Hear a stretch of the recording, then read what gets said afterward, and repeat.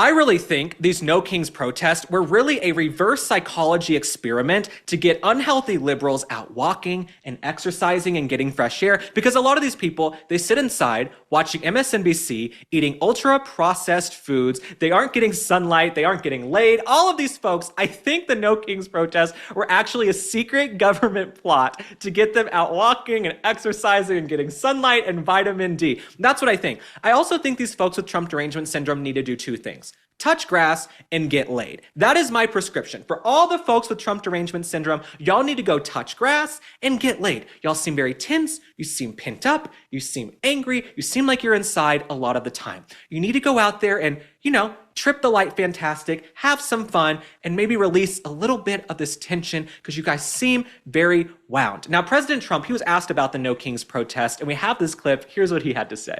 Several No Kings protests planned across the country on Saturday as well. What are your thoughts on those? What do they call No Kings? No Kings. I don't feel like a king. I have to go through hell to get stuff approved. A king would say, I'm not going to get this. A king would have never had the California mandate to even be talking to him.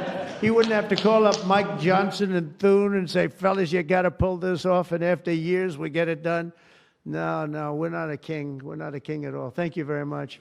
I couldn't agree more with President Trump. He went through a grueling campaign. The man was shot at. He was indicted. He really does have to go through hell to get anything passed because there's so much opposition against him on the other side of the aisle. So this narrative that he's a king is what really undermined the protests. I don't care if these Democrats want to go protest Trump. That's your right. That's why we live in the United States of America. Because of the Constitution, I get to sit here and run my mouth for you guys on this darn show, on this ridiculous show, okay? Because of the First Amendment and free speech. You guys want to go out there and protest, you have a right to assemble, but because you called it the No Kings protest, we can't take you seriously. Trump doesn't think he's a king. Nothing about him reads as king to me. He loves gold, he loves gilded furniture. That's his aesthetic. That's his interior design. If you see his beautiful apartment at Trump Tower in New York. So that's who Trump is if you look at Mar-a-Lago. But the man will tell you he's not a king. He doesn't sit on a throne. He sits in a chair behind the resolute desk in the Oval Office. And it's because he was duly elected